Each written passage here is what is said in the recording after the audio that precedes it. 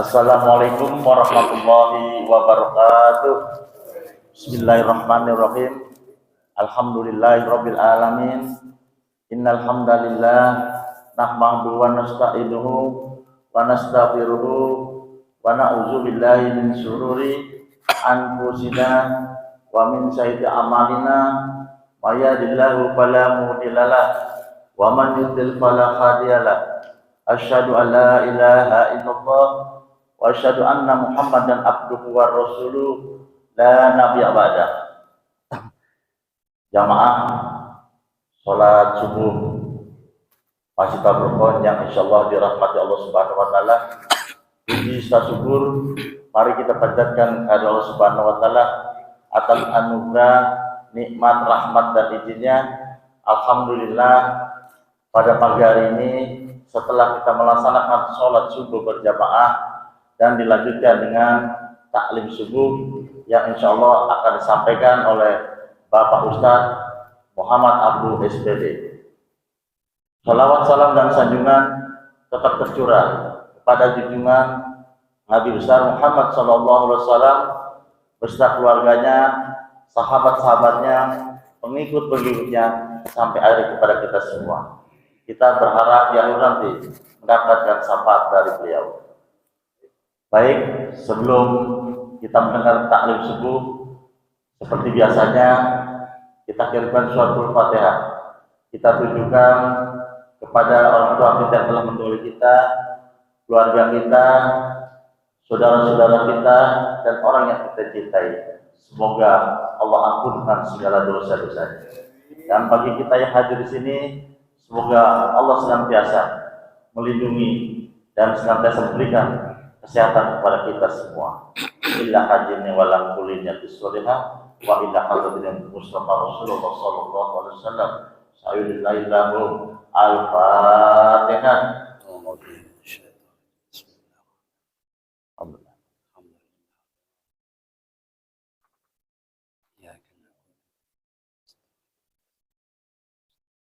صراط غير المغضوب. Baik, mari kita dengarkan kajian subuh pada pagi hari ini. Untuk pada Bapak Ustaz. Bismillah. Assalamualaikum warahmatullahi wabarakatuh. Alhamdulillahi rabbil alamin. والصلاة والسلام على سيدنا محمد سيد المرسلين إمام المتقين وعلى آله وصحبه أجمعين أما بعد. Alhamdulillah, pagi yang cerah ini bersama-sama bersyukur dan mensyukuri nikmat yang Allah berikan kepada kita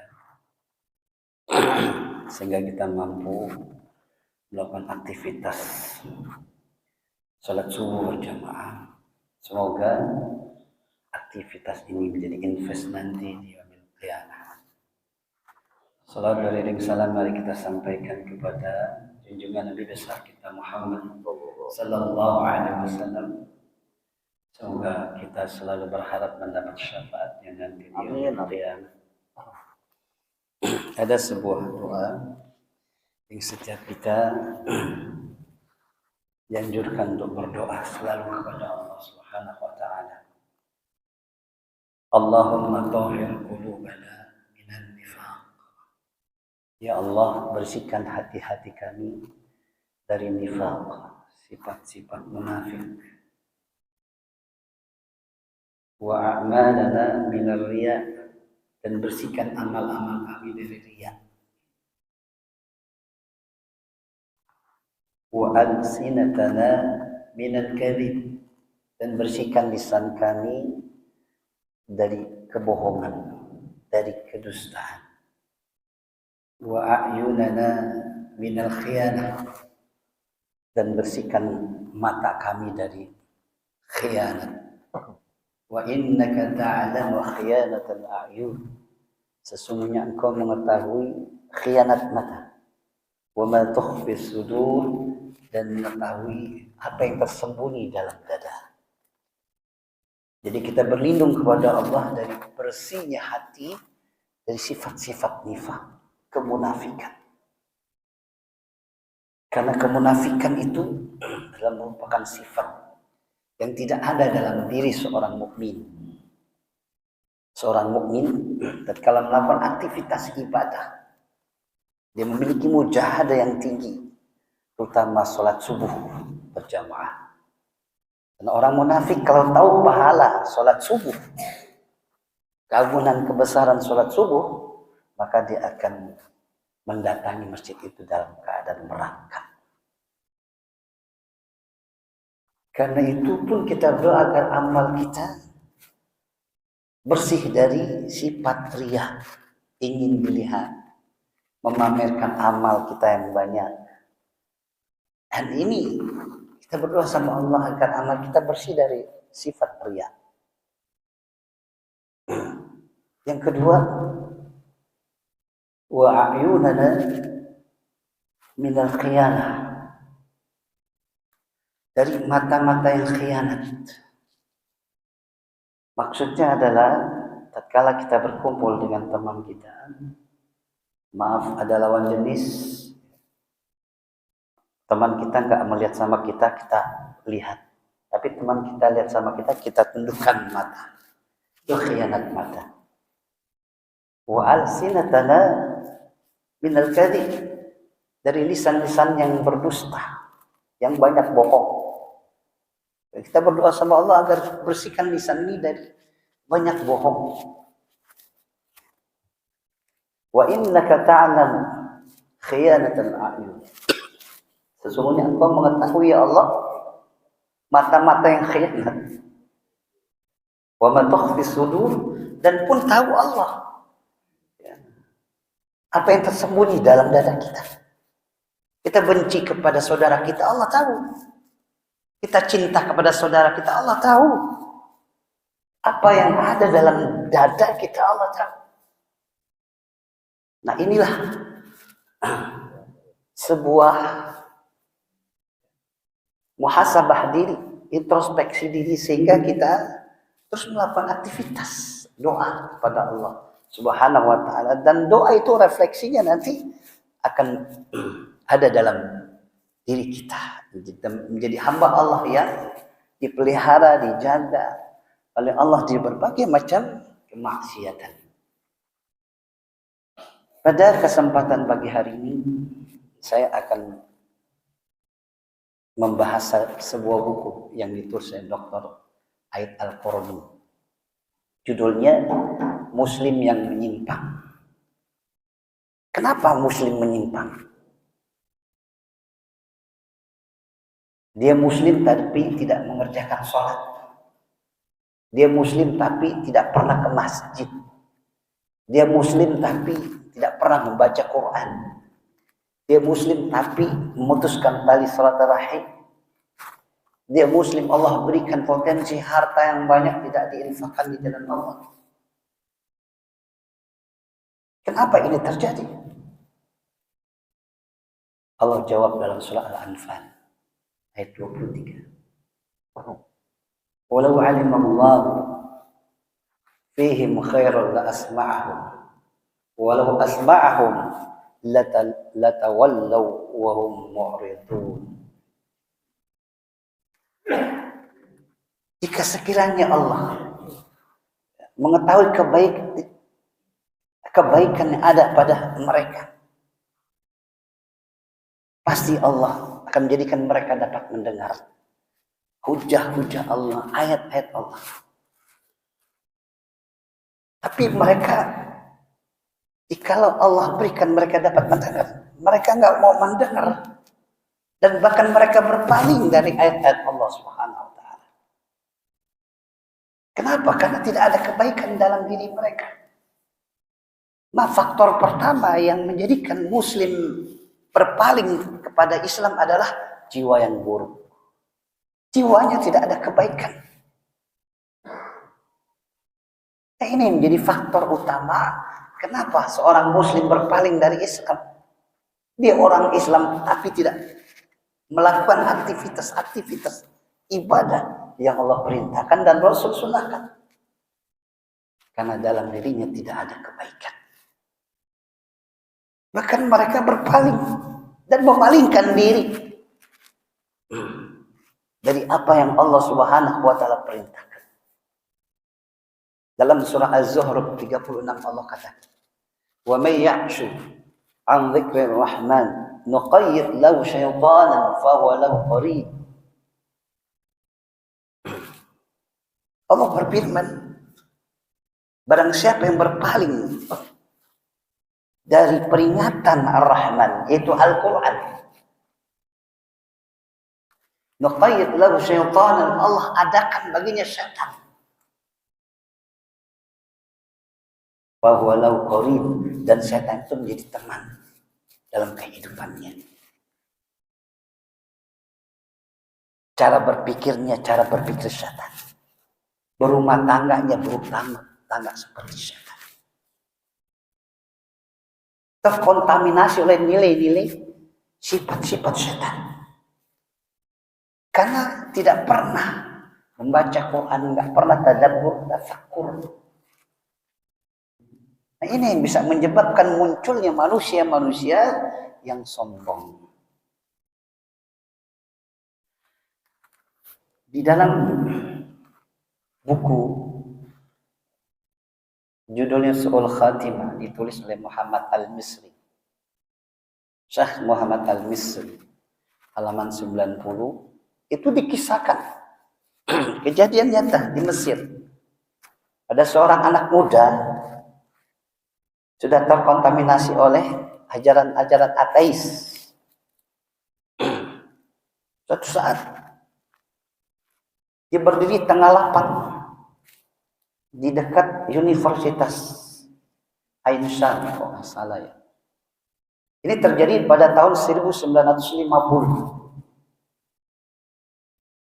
Anak muda ini teriak-teriak tengah lapang,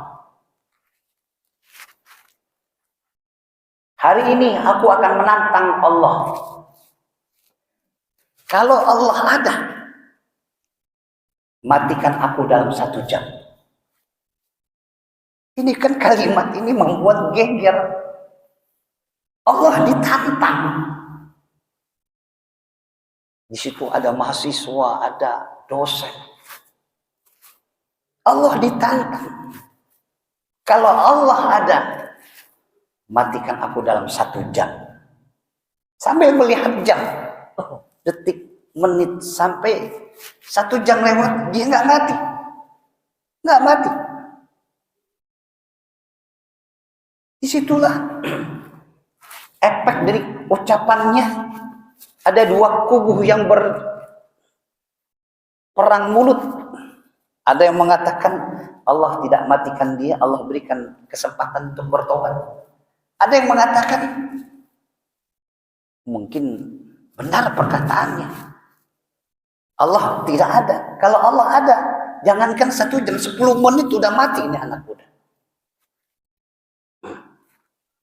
Dengan bangga dia meninggalkan tempat itu bersama pengikutnya.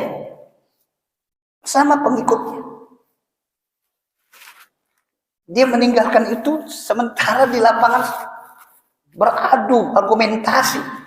Efek ucapannya pengaruh. Sampai di rumah, dia disuruh makan siang sama orang tuanya. Disiapkan makan. Tapi dia nggak mau makan dulu, saya mau kamar mandi. Kamar mandi. Ditunggu sama orang tuanya. 1 jam, 2 jam nggak keluar di kamar mandi. Didobrak itu pintu kamar mandi. Dan dilihat anak muda itu sudah tergeletak. Tidak bernyawa. Orang tuanya kaget dan nggak mau menyerah begitu saja. Dibawa ke dokter, ini anak divisum. Tidak ada tanda-tanda kekerasan. Cuma dokter menemukan ada air di telinganya. Nah, ini yang menyebabkan dia mati. Karena air itu merusak jaringan saraf telinganya yang menuju ke otak.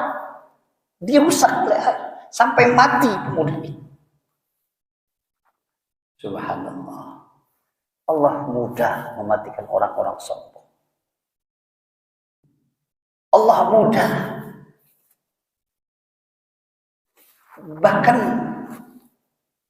orang-orang Mesir dulu kalau keledai mati itu disebabkan telinganya kemasukan air. Nah, pemuda ini mati kemasukan air telinganya seperti keledai. Bodohnya. Ini pembelajaran besar untuk kita. Bahwa Allah Subhanahu wa taala itu menguji di setiap kehidupan kita. Allah ingin menguji, lihat kesabaran kita. Tatkala kita berdoa belum diijabah, Allah akan menguji sampai di mana kesabaran kita menunggu dijawabnya doa kita. Tidak serta-merta berdoa hari ini besok dikabulkan oleh Allah. Seperti tadi tantangan anak muda tidak serta-merta dimatikan saat itu oleh Allah. Tidak, ini ujian. Di sekitarnya ada tanggapan yang terjadi. Itu yang ada dalam kehidupan kita sekarang ini. Kita nggak sabar doa, kok nggak diijabah ya doa saya. Padahal saya rajin ke masjid loh. Saya tahajudnya nggak berhenti-berhenti. Kok masih begini-gini ya? Inilah Allah akan melihat kesabaran hambanya. Ini pembelajaran besar dapat kita ambil. Allah mudah mematikan orang-orang sombong. Seperti Fir'aun mati tenggelam karena air mati. Namrud mati karena nyamuk. Abu Lahab mati, pamannya Nabi yang memusuhi Nabi. Yang dalam Al-Quran dan surat Al-Lahab sudah diponis oleh Allah masuk neraka. Abu Lahab ini matinya karena apa? Cacar. Karena cacar matinya. Allah mudah sekali mengambil nyawa orang-orang sombong sebagai pembelajaran bagi manusia agar jangan sombong. Jiwa yang buruk. Yang kedua, yang menyebabkan muslim berpaling pada Islam adalah memperturutkan hawa nafsu. Memperturutkan hawa nafsu. Di dalam jiwa kita ini ada hawa nafsu. Yang kadangkala hawa nafsu ini menjadi dominasi dalam diri kita. Jadi kalau akal sudah tunduk dengan hawa nafsu, celaka. Celaka hidup orang itu. Karena dikendalikan oleh syahwat dan hawa nafsunya. Saya jamin bapak-bapak yang ada di sini pandai mengendalikan hawa nafsunya. Buktinya sampai ke masjid kan. Buktinya bisa bangun subuh walaupun jam 4, 9 menit subuh itu. Sudah bisa memanage hawa nafsu. Allah katakan dalam Al-Quran, وَلَا تَتَّبِعِ الْهَوَى فَيُضِلَّكَ عَنْ سَبِيلِ اللَّهِ. Janganlah kamu mengikuti hawa nafsu kamu. Karena hawa nafsu itu akan menyesatkan kamu dari jalan Allah Subhanahu wa ta'ala. Dan wajib bagi kita untuk bisa mampu mengendalikan hawa nafsu kita ini. Mampu. Jadi orang yang aktivitas beribadah kepada Allah seharusnya bisa dan mampu dia mengendalikan dirinya, mengendalikan syahwatnya. Dalam konteks ini Bapak, ada hadis Nabi kita Muhammad sallallahu alaihi wasallam, riwayat dari Abu Hurairah. Kata Nabi, arba'un man kunna fi haramallahu ta'ala 'alan nar wa 'asamahu minasy syaitan man malaka nafsahu hina yarghab wa hina yarhab wa hina yashtahi wa hina yaghdab. 4 hal yang barang siapa ada pada diri seseorang, maka Allah haramkan atasnya neraka. Dan Allah akan jaga, pelihara dia dari godaan syaitan. Bapak, hidup ini perjuangan. Betul tidak? Kita menuju masjid itu tadi pasti Bapak berjuang. Betul tidak? Berjuang. Agar mata ini bisa melek. Gimana? Berjuang. Memperjuangkan sampai ke masjid bagaimana? Perjuangan, bahkan godaan setan pun akan menggodanya. Ya. Setan gak tinggal diam. Aktivitas ibadah kita selalu setan turut campur dan ingin agar manusia yang beriman itu meninggalkan Allah. Itu setan. Selalu mencegah kebaikan yang dilakukan oleh manusia.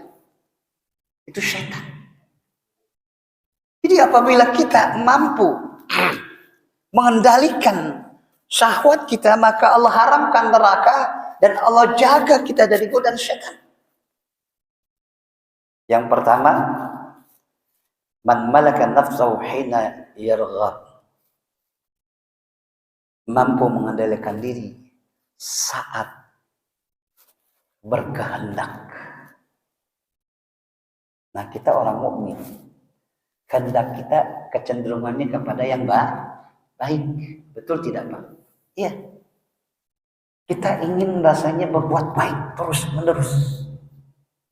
Tapi kita harus perhatikan keseimbangan yang ada dalam diri kita. Kita mampukah puasa Daud? Mampukah kita puasa Senin Kamis? Mampukah kita sholat tahajud sepanjang malam? Kita perhatikan kemampuan kita. Seimbangkah dengan kemampuan kita? Sa'id bin Jabir menceritakan, diriwayatkan oleh Ibnu Abi Hatim, turunnya ayat ya ayyuhalladzina amanu taqullaha haqqa tuqatih. Turun ayat ini haqqa tuqatih, takwa yang sebenar-benarnya. Sahabat cemas. Kenapa? Mereka nggak mau bahwa mereka tidak termasuk hamba yang haqqa tuqatih. Tidak termasuk.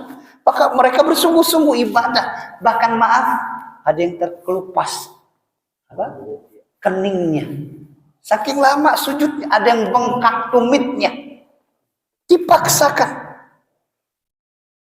Maka turun, Allah bilang, fattaqullaha mastata'tum wasma'u wa ati'u. Fattaqullaha, bertakwalah kepada Allah mastata'tum, sesuai kemampuan kamu. Sesuai dengan kemampuan kamu. Jangan dipaksakan. Kalau kita nggak mampu, ya udah sesuai dengan kemampuan kita. Ya, itu subhanallah. Setiap kita menghendaki kebaikan, kita punya rezeki yang Allah karuniakan, Allah berikan potensi rezeki itu sekemampu kita. Untuk menginfakkan di jalan Allah Subhanahu wa taala. Karena pengaruhnya kepada kita. Kepada kita. Kita memiliki harta banyak, peduli kepada anak yatim, pada fuqara. Itu pengaruhnya pada diri kita. Allah akan berkahi hartanya. Allah akan bersihkan hartanya, jiwanya dari sifat-sifat kikir. Dan Allah tanamkan dalam jiwanya kelembutan. Lihat deh Pak, kalau orang yang menyantuni anak yatim itu orangnya lembut-lembut. Lembut-lembut. Karena pengaruh, dia cinta sayang kepada fakir miskin, pada anak yatim. Mudah menerima nasihat, nggak sombong, nggak takabur. Nah, inilah pengaruh dari ketaatannya kepada Allah Subhanahu wa taala. Jadi kalau orang yang aktivitasnya ibadah, sering berinfak pada anak yatim, memperhatikan anak yatim, di masjidnya pun mengutamakan ada tromol amal anak yatim. Bulan Muharram menginfakkan hartanya di jalan Allah Subhanahu wa taala. Perhatiannya bukan setahun sekali pada anak yatim. Kalau perlu kebutuhan mereka kita tanggung. Itu akan menumbuh suburkan pada jiwa kita kepedulian, dan Allah akan hilangkan sifat kikir, sifat bakhil yang ada dalam diri kita. Yang kedua, man malaka nafsahu hina yarhab, menguasai diri tatkala datang rasa takut. Setiap kita punya yarhab, rasa takut. Betul tidak, Pak? Iya. Tapi jangan berlebihan sifat takut ini. Di dalam sejarah itu diilustrasikan. Seorang sahabat bernama Bilal bin Rabah. Tatkala menerima Islam, dia umat ternyata ketahuan juga sama majikannya. Disiksa sama majikannya. Ada rasa takut? Ada. Tapi di tengah rasa takut itu, Bilal memiliki istiqamah. Untuk keluar ke dalam Islam, dipaksa, disiksa. Tapi tetap dia berislam. Tetap dia berislam. Innal ladzina qalu rabbuna Allah tsumma istaqamu fala khaufun 'alaihim wa lahum yahzanun. Punya orang-orang yang mengatakan Tuhan kami Allah, mereka istiqamah, fala khaufun 'alaihim, tidak ada khawatir dalam diri mereka. Wala tahzan, dan tidak ada rasa sedih. La yahzanun, tidak ada rasa sedih. Mereka istiqomah walaupun ada rasa takut. Nah, ini kadang-kala kita manusia lemah. Takut kita kadang-kala berlebihan. Ini utang bisa dibayar enggak ya? Anak-anak bisa kebayar enggak SPP-nya? Padahal kita punya Allah. Kita ini dekat dengan Allah. Ibadah itu, rezeki itu ada hubungan dengan ibadah. Tapi tidak ada hubungan dengan dunia. Contohnya orang Jepang nggak beribadah sama Allah, dikasih kaya. Dikasih kaya, orang kafir banyak yang kaya. Nggak beribadah sama Allah. Tapi kalau rezeki, pemberian dari Allah, itu ada hubungan dengan ibadah kita. Kalau kita memiliki ibadah, frekuensinya kita tinggikan, Allah pasti peduli kepada kita. Istighfarlah, istighfar. Nabi katakan warazaqahu min haitsu la yahtasib. Allah akan berikan rezeki yang tidak disangka-sangka datangnya kalau kita terus-menerus beristighfar. Wa may yattaqillaha yaj'al lahu makhraja wa yarzuqhu min haitsu la yahtasib. Barang siapa yang bertakwa kepada Allah, Allah akan kasih solusi segala permasalahannya dan Allah berikan rezeki yang tidak disangka-sangka datangnya. Artinya apa? Tatkala kita beribadah, ada hubungan dengan rezeki kita. Ya Pak ya. Jangan khawatir. Jangan gundah gulana. Kita punya Allah. Malaikat Jibril mengatakan pada Nabi, "Ish ma syi'ta fa innaka mayyit." Ya Muhammad, hidup sekehendak kamu. Ingat kamu pasti mati. Wa'mal ma syi'ta fa innaka majzun bi. Kerjakan apa yang kamu lakukan Muhammad, ingat kamu akan dibalas. Jadi kalau kita menanam kebaikan, akan kita ketanam kebaikan. Menanam keburukan, akan kita ketanam keburukan. Itu dah sunatullah. Sunatullah itu. Wa ahbib man syi'ta fa innaka mufariquh. Ya Muhammad, cintai orang yang kamu cintai, istrimu, anakmu, tapi ingat dia akan berpisah. Pasti berpisah. Pasti. Wa'lam anna sarafal mu'min qiyamul lail, kata Jibril. Ketahui Muhammad, kemuliaan seorang mukmin itu di qiyamul lail. Di qiyamul lail. Sebagai nafilah tambahan ibadah sunnah. Dan sampai kita tinggalkan qiyamul lail, apalagi seusia kita ini Pak. Ya. menghadap Allah dalam keadaan siap. Lagi sujud, qiyamul lail, ajal datang. Wah, nikmat tidak? Nikmat. Daripada lagi banting kartu mati. Iya, mendingan mati dalam kondisi ibadah. Ya. Yang ketiga, man malaka nafsahu hina yashtahi, menguasai diri tatkala saat berkeinginan. Kita punya keinginan. Saya punya keinginan mobil mewah, ada. Bapak ada keinginan rumah mewah, ada. Silakan saja dan sah-sah saja. Tapi mencarinya dengan cara yang halal.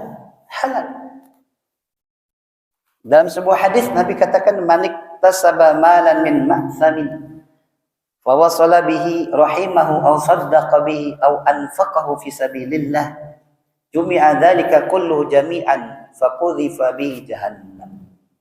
Barang siapa mencari harta dari yang dosa, lalu dengan harta itu dia menyambung silaturahim, dia berinfak sedekah di jalan Allah Subhanahu wa taala, nanti harta itu dikumpulkan oleh Allah. Lalu dilemparkan dengan hartanya ke dalam api neraka.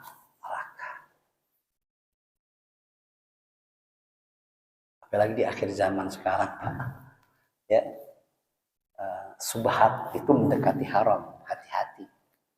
Ya. Jadi kalau barang yang belum jelas tinggalin aja. Ya.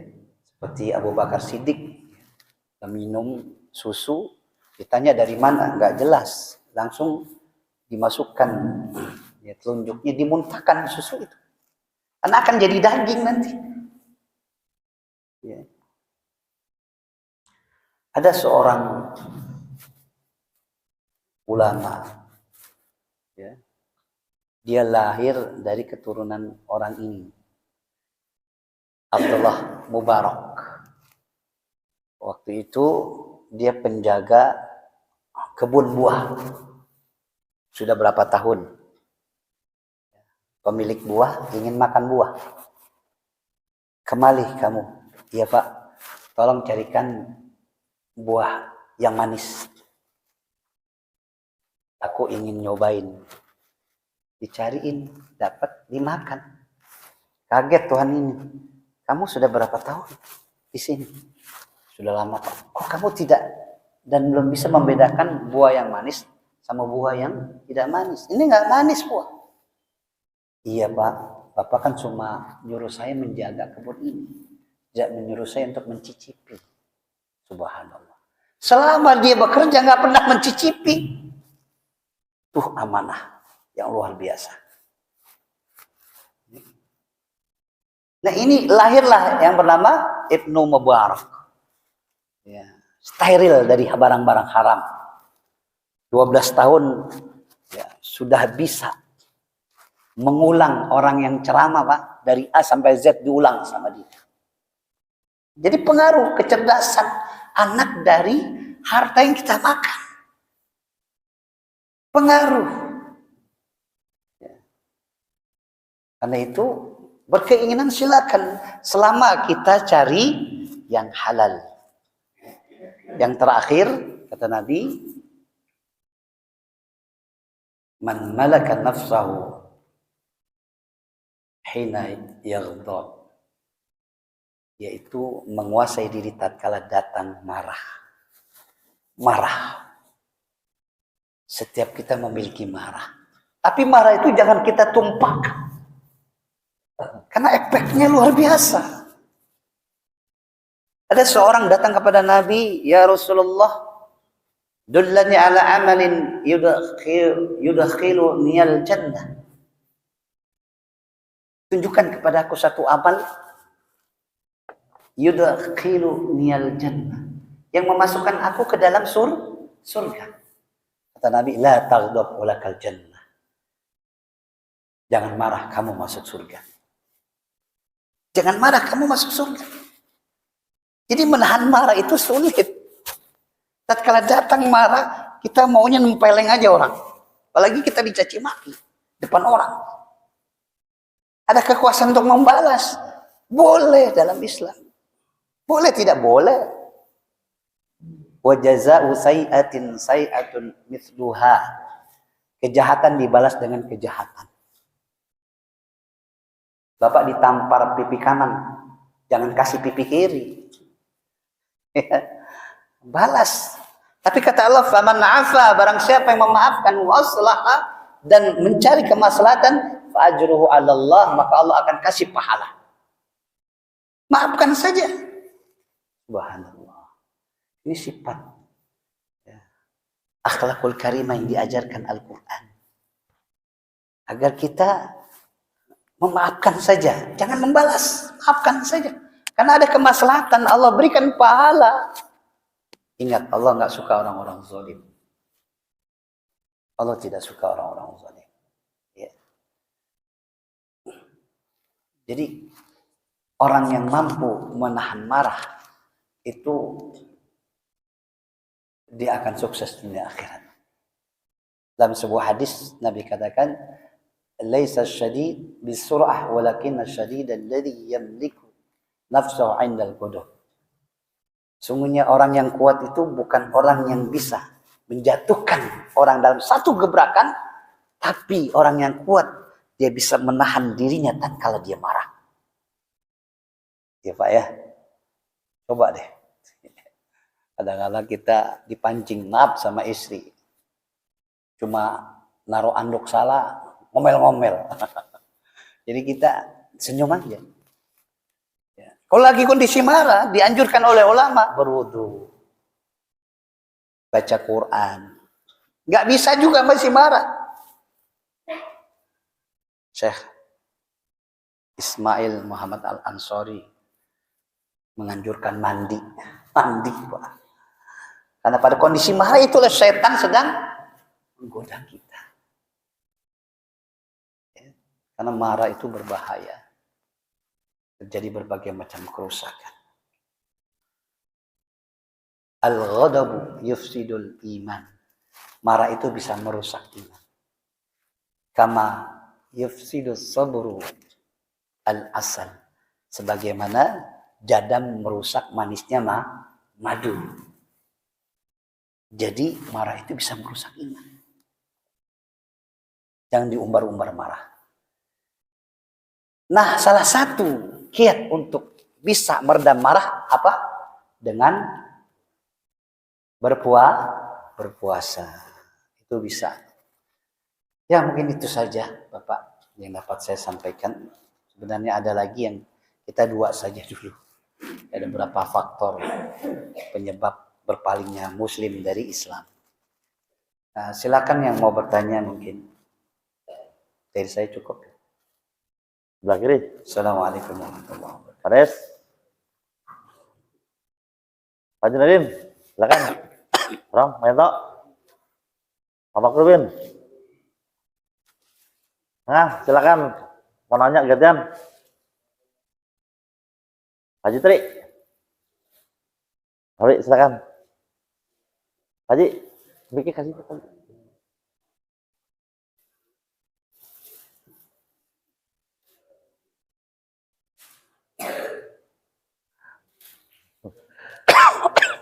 Pak Jenang, Pak Jenang. Dia nyimak nih. Silakan Pak Haji. Dan ketawa aja Pak Haji. Assalamualaikum warahmatullahi wabarakatuh.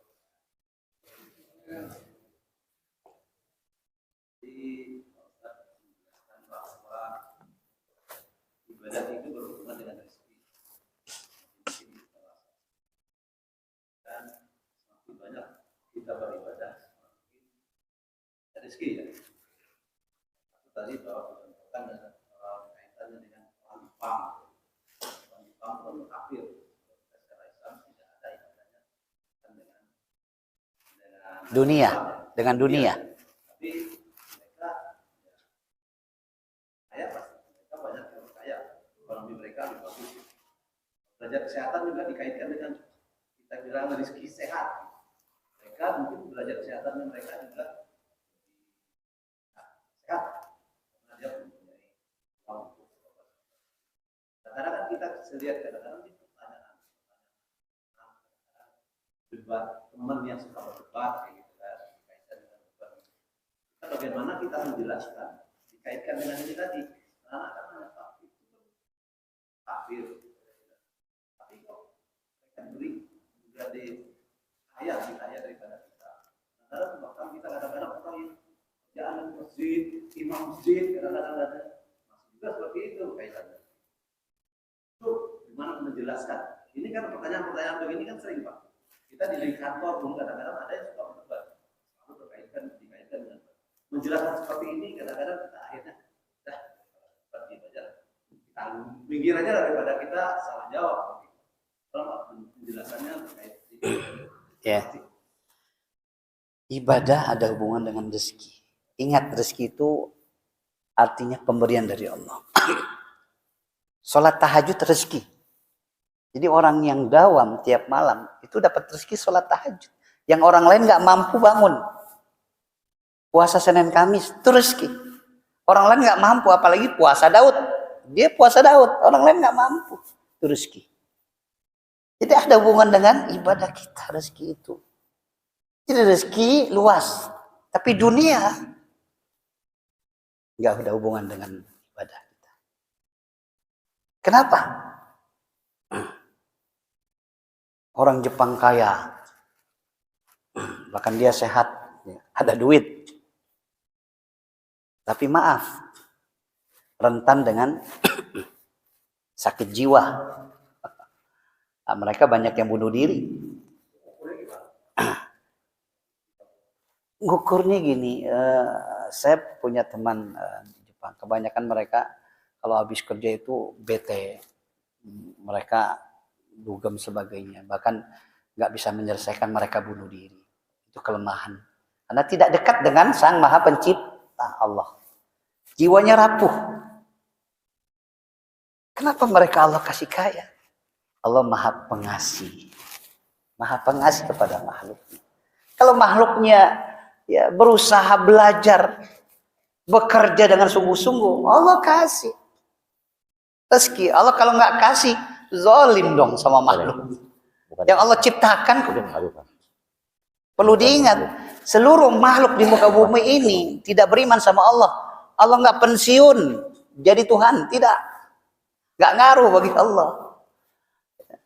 Cuma di situ ada ya penyayangnya. Kepada siapa?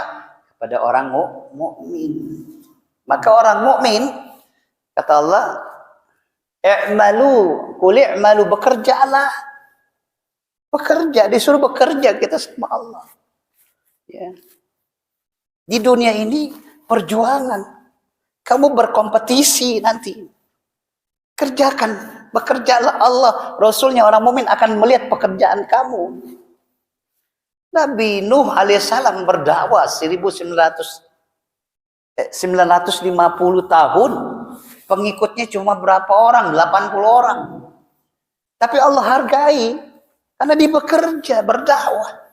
Allah hargai. Masuk ke dalam ulul azmi.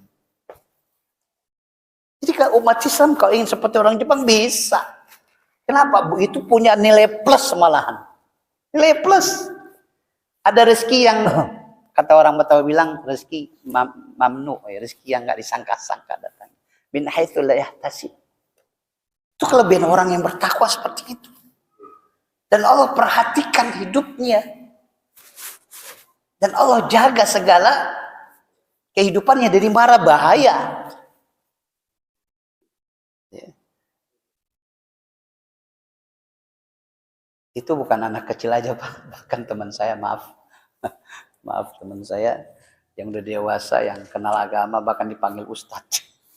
Dia emosinya Pak. Itu orang berzina, dikasih rezeki banyak. Saya sholat tahajud tiap malam, rezekinya begini. Ya ente nggak kerja. Ya. Allah berikan rezeki tapi dia nggak bersyukur pada rezeki. Dia cemburu iri sama orang yang berzina. Orang yang bermaksiat diberikan rezeki banyak. Seharusnya jangan begitu. Bahkan rezekinya, doanya itu sudah usaha ikhtiar bagi dia. Dekat kepada Allah. Ingat, takdir bisa dirubah dengan doa. Dirubah dengan doa. Banyak-banyak berdoa. Bahkan ada ajaran doa yang Rasulullah sampaikan.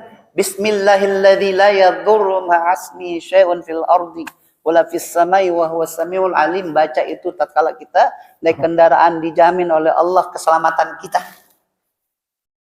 Dari tabrakan, dari berbagai macam benturan-benturan.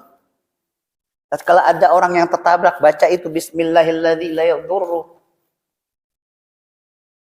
Diajarkan. Dan bahkan Nabi katakan istighfar itu bisa menyelesaikan semua masalah. Itu rezeki namanya. Kalau soal dunia, ya. Nah ini yang saya katakan. Ini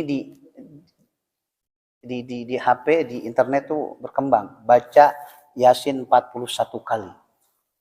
Pasti Allah kasih rumah. Pasti Allah akan. Benar tidak itu?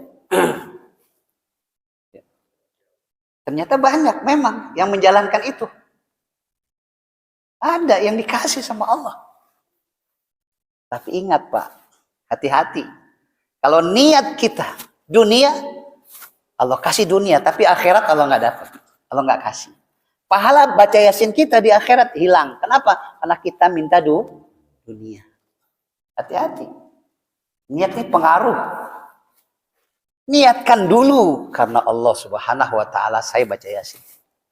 Ya Allah, dengan wasilah Yasin ini tolong bukakan pintu rezeki bagi hamba. Lunasi hutang hamba ya Allah. Dengan wasilah Yasin ini. Wasilah untuk dekat sama Allah. Jadi kalau kita ujuk-ujuk minta suatu dunia, kita akan dapat dunia Pak. Pahala nggak dapat. Benar. Pahala nggak dapat. Ada hadisnya. Barang siapa mencari dunia dengan dekatkan diri kepada Allah, maka dia tidak akan dapat pahala. Dapat dunia, Allah kasih dunia. Tapi akhirat tidak akan dapat pahala. Itu seremnya begitu Pak. Ya. Jadi silakan lakukan aktivitas. Baca Waqiah, silakan. Baca Tabarak. Karena itu akan refleksi ke kita. Ya. Saya pernah baca itu yang jasadnya utuh itu diantaranya orang alim. Orang berilmu, penghafal Quran, itu jasadnya utuh. Terus sama muadzin. Muadzin yang ikhlas karena Allah, itu jasadnya utuh. Pertama para nabi itu jasadnya utuh, para nabi. Orang-orang soleh. Orang-orang alim, ya, orang biasa tapi pengamalannya pengamalan orang yang luar biasa.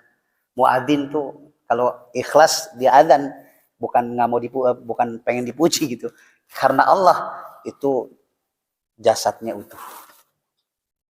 Ya, itu penghargaan. Itu luar biasa penghargaan Allah kepada hamba-hambanya. Kalau ingin mulia, wa'lam anna syarafal mu'min qiyamul lail. Ketahuilah ya Muhammad, kemuliaan seorang mukmin itu di qiyamul lail. Allah muliakan di dunia dan di akhirat. Bapak baca sejarah tidak? Uwais Al-Qarni. Itu di dunia nggak terkenal, di langit terkenal namanya. Sampai Nabi pesan sama Umar, Umar, nanti kalau ada orang ciri-ciri begini, minta doa. Namanya Uwais Al-Qarni. Umar penasaran, apa kelebihannya Rasul? Tanya kelebihannya sama dia. Kelebihannya apa Uwais Al-Qarni itu? Berbakti sama orang tua.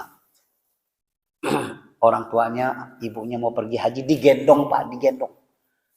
Dari Yaman ke Mekah jalan, menggendong orang tuanya, ibunya. Sehingga Nabi bilang, Umar minta doa sama Uwais Al-Qarni. Ya. Itu minta doa karena wali ya, terkenal di langit, nggak terkenal di bumi. Bapak kalau dipilih, suruh milih terkenal di bumi apa terkenal di langit? Banyak orang terkenal di bumi, di langit nggak terkenal. Banyak orang terkenal di langit, di bumi nggak terkenal. Dulu terjadi kemarau, ulama berkumpul agar turun hujan, sholat istisqa. Nggak turun juga hujan. Mereka berkumpul di masjid, gimana kok nggak turun juga hujan?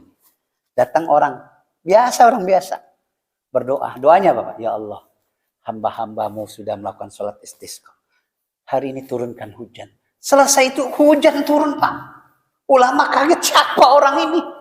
Siapa orang ini? Kita ini ulama tapi nggak diijabah doanya. Dia sekali ngangkat tuh berdoa, diijabah sama Allah. Ditelusuri ternyata dia seorang budak. Budak, ditanya majikannya, dicari informasi, ternyata ini budak beda atu nih. Gitu. Kalau malam sholat tahajud, kalau siang puasa. Itu kelebihannya. Di tengah masyarakat biasa-biasa aja, tapi di langit terkenal. Penduduk langit terkenal, mengenal dia seperti Uwais Al-Qarni. Ya. Itulah Pak, karena itu kita lebih harus wajib baik sangka sama Allah. Kalau kita tidak baik sangka, nanti jatuhnya akan buruk sama kita sendiri. Kata Allah, aku gimana sangkan hambaku saja. Kalau doanya nggak diijabah, ya nggak aku ijabah. Maka baik sangka sama Allah. Jangan ada lintasan di pikiran kita. Kok saya berdoa kok nggak diijabah? Apa salah saya? Tapi kalau introspeksi begini boleh. Mungkin saya masih punya dosa kali. Masih ini. Jadi enggak buruk sangka terus sama Allah. Baik sangka aja. Ya. Positive thinking kalau bahasa sekarang. Ya. Pikir yang baik-baik aja. Jangan yang buruk-buruk, apalagi sama orang. Banyak husnuzon, jangan. Ini orang, pernah dulu ada penceramah Pak. Ceramahnya bagus. Semua pada ketawa. Cuma ada orang di depan dia. Diem aja begini. Gak ketawa. Penceramah itu bilang sama panitia, maaf itu siapa? Kayaknya benci banget sama saya. Semua pada ketawa, dia kok enggak sih? Dia bilang, panitia maaf Pak, emang begitu orangnya. Justru dia yang membiayai acara ini. Oh gitu? Iya. Jadi penceramah itu dia suudzon. Padahal emang sifatnya begitu. Ya, maka kita jangan suudzon dulu sama orang. Baik sangka aja. Ini yang mengantarkan kita masuk ke dalam surga, Pak. Surga bukan karena amal kita, Pak. Bukan. Rahmat Allah turun karena kita memiliki hati yang bersih. Hati yang bersih. Jangan sampai kita benci sama orang. Jangan kita sampai iri sama orang. Ya. Nanti nilai ibadah kita, apalagi gibahin orang. Wah, itu pelacur tuh banyak yang gibahin. Maka Allah berikan petunjuk. Ada pelacur yang masuk surga. Kenapa? Sering digibahin. Orang yang menggibahin orang-orang alim. Kadang orang yang rajin ibadah. Dan amalnya ditumpahkan ke pelacur tadi. Kita Pak menggibahi teman kita, itu yang kita gibahi dapat pahala dari kita. Kalau yang gibahi 10 orang dia dapat pahala. Pantas Allah berikan petunjuk sama orang itu. Karena banyak pahala. Hati-hati. Maka gibah itu seperti makan bangkai saudaranya sendiri. Ya. Hindari Pak, kalau ada yang gibah itu jangan tinggalin. Oh, udah melenceng nih ngomongin orang, udah tinggalin. Karena kita nanti kena imbasnya juga. Sayang ibadah kita, sayang. Ya. Itu saja yang dapat saya sampaikan, semoga nggak puas Pak ya. Jawabannya panjang tapi jawab. Tapi nggak apa-apa lah, tidak usah. Iya. Kalau kita seperti tadi kan Bapak menjelaskan tadi, kalau kayak dengan ibadah itu jelas ukurannya ibadah seseorang sesuai dengan yang dia dapatkan. Ini tidak ada kaitannya dengan rezeki yang tidak bisa pasangkan datang. Tapi nggak apa-apa sudah cukup. Iya cukup ya. Iya. Moga nggak puas cari sendiri Pak. Karena kan Allah Maha Pengasih, Maha Penyayang. Ya. Tinggal ikhtiar kita sebagai seorang beriman. Ya, itu saja. Terima kasih kepada Pak Ustadz atas kajian-kajiannya pada pagi hari ini. Semoga bermanfaat, bisa kita aplikasikan di dalam kehidupan kita sehari-hari. Terima kasih pula kepada hamba Allah yang memberikan konsumsi pada pagi hari ini. Semoga Allah curahkan rahmat kasih sayang kepada kepadanya dan padanya kita hadir di sini. Baik, untuk menutup kajian ini mohon kepada Pak Ustaz untuk doanya. Mari kita berdoa kepada Allah Subhanahu wa taala. Bismillahirrahmanirrahim. Alhamdulillahirabbil alamin. Allahumma shalli wa sallim ala sayyidina Muhammadin fil awwalin. Shalli wa sallim ala Muhammadin fil akhirin. Allahumma lakal hamdu syukra wa lakal mannu fadla. Amin. Haqqa amin. Abiduka ridha wa anta lam tazal lidzalika ahla. Allahumma ya muyassir kulli asir wa ijabir kulli kasir wa yasahib kulli farid wa ya mughni kulli faqir wa ya muqawwi kulli da'if wa ya ma'mana kulli khaif. يسر علينا كل عسير فتيسير العسير عليك يسير اللهم يا من نحتاج إلى البين والتفسير حاجتنا إليك كثير يا الله وأنت عالم بها وبصير لا إله إلا أنت سبحانك إنا كنا من الظالمين ربنا آتنا في الدنيا حسنة في الآخرة حسنة وقنا عذاب النار والحمد لله رب العالمين السلام عليكم ورحمة الله وبركاته. Terima kasih atas doanya Pak Ustaz. Semoga doa kita pada hari ini dikabul Allah Subhanahu wa taala. Terima kasih pula kepada tim konsumsi Bapak Galuh CS dan tim fotografer Bapak Tarbudi. Semoga barokah. Kurangnya kami mohon diucapkan minta maaf. Wabillahi taufiq wal hidayah. Assalamualaikum warahmatullahi wabarakatuh. Waalaikumsalam. Sallallahu ala Muhammad sallallahu alaihi wasallam. Sallallahu ala Muhammad sallallahu alaihi wasallam. Sallallahu ala Muhammad sallallahu alaihi wasallam. Sallallahu ala Muhammad sallallahu alaihi wasallam. Sallallahu ala Muhammad sallallahu alaihi wasallam. Sallallahu ala Muhammad sallallahu alaihi wasallam. Sallallahu ala Muhammad sallallahu alaihi wasallam. Sallallahu ala Muhammad sallallahu alaihi wasallam.